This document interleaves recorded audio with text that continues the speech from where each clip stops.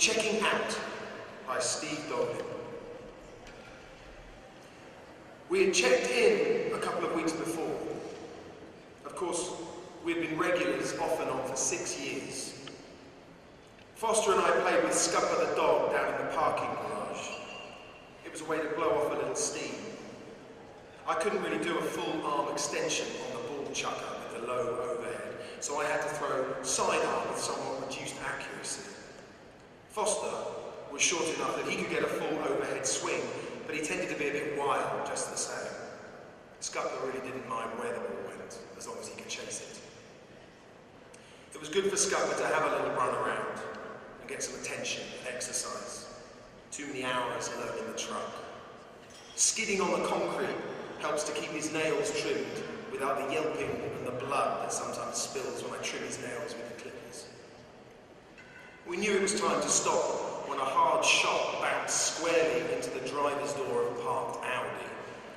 The slimy tennis ball left a dirty imprint on an otherwise immaculate black paint job. We hoped there wasn't a dent, but we didn't really bother to check. It was time to go back upstairs. We locked Scupper back in the truck. Unfortunately, there'll be no sneaking him in this time. The little paper cup of Chardonnay I'd been nursing was still there. It was warm. I'd been giving them a hard time at the front desk in recent days. If they weren't going to get me a nice wine cooler for the room, all I was asking for was a plug for the sink so that the little ice chips wouldn't all melt down the drain before my wine was properly chilled. They seldom take my requests seriously. Always they have higher priorities. My wife Tracy was with our other son, Spencer, in the room. It was supposed to be Tracy's night off, but Spencer asked me to call her in. He'd never done that before. So she came with Foster, and we were all together for a change. The room was a little more crowded. The respiratory therapist had arrived. She was fitting Spencer with an oxygen mask, with little purple eyes and whiskers. The mask was kind of young looking for a 13-year-old, but I guess that's all they have at a children's hospital. Spencer didn't really notice. He was starting to have trouble talking. He took big gulps of oxygen. We were old hands at the medical arts, but this was all new for us. 6 years of more or less continuous treatment, including chemotherapy, radiation, bone marrow transplants, surgeries and drug therapies, and you would think you'd have seen it all by now. But we had never seen Spencer this sick. 5 weeks before, Spencer had been piloting jet skis and swimming in underground caves in Mexico. Now, the little spots of neuroblastoma weren't just abstractions on the nuclear medicine scans waiting to be targeted by the latest treatment. Instead, they were all too real. Eating his liver. Resistant to any more treatment, his lungs were filling with fluid. He was slowly drowning, and a life jacket would do nothing for him. The resident dropped by, all serious. She was checking on Spencer, listening to his lungs. I had to ask her a very important question. Do you drive a black Audi? No, she replied. Oh, never mind, it's not important. She asked me to join outside for a private conversation. We sat in a little meeting room on the ward. She seemed upset, a little uncertain how to proceed. Somehow the burden fell on me to be the calm and collected one, even though I really felt like I should feel more like screaming and banging my head against the wall. But I did feel calm. She eventually asked if we wanted to move Spencer downstairs to the intensive care unit and hook him up to a ventilator to help him breathe. Would that make Spencer more comfortable, I asked. What would it be that we gained?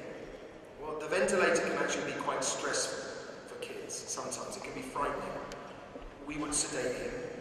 It's not always comfortable, but it might give you more time, hours, maybe a day. And what's the alternative?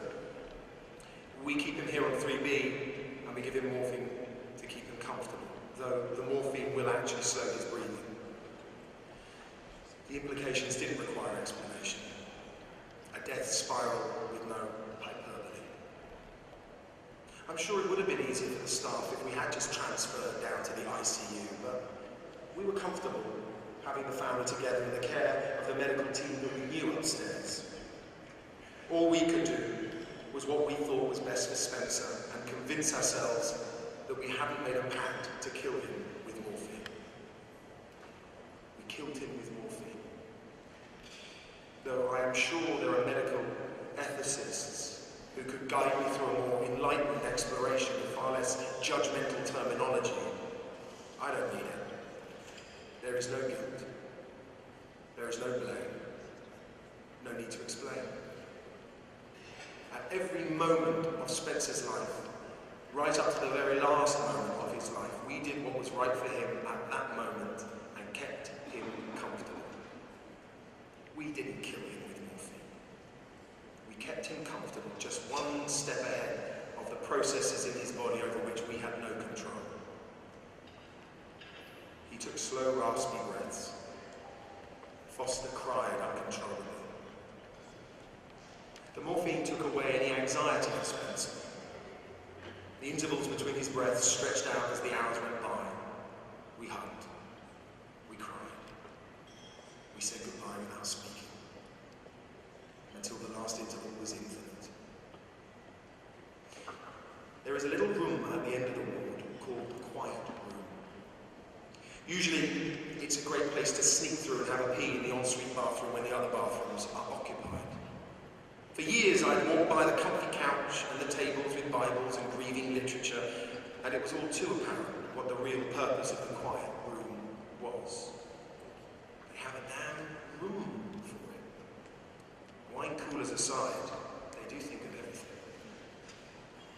The quiet room is there for families to go to cry until they run out of tears, which takes surprisingly less time than might be imagined. There was no particular need to pull ourselves together. We probably could have stayed there for days and nobody would have bothered us. But we did pull ourselves together and laughed and shared memories. And as dawn broke, we made the first phone call on the conveniently provided phone and discovered that the tear reservoirs are refillable, perhaps even infinite. Someone asked me once what it was like to live all these years with cancer.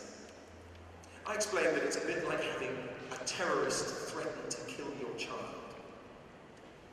It could happen any day when you aren't expecting it. Still, you send them out to play, and every now and then you hear a gunshot on the playground to remind you of the credibility of the threat. The weight of that threat is now lifted.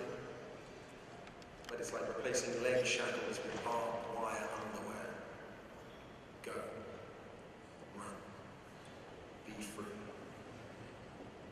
The capacity to feel is not infinite.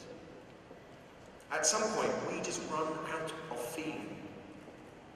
There wasn't anything left to feel. It was just time to check out. There was no real check-out procedure, nothing to sign, no bill to pay. A few hugs, and we walked out of the door of the ward, and we took the elevator to the parking garage. The Audi was gone. Scupper was there waiting for us. When the morning shift arrived, Spencer's name was wiped off the board. A memory foam mattress and a half bottle of Chardonnay were the only evidence of our stay.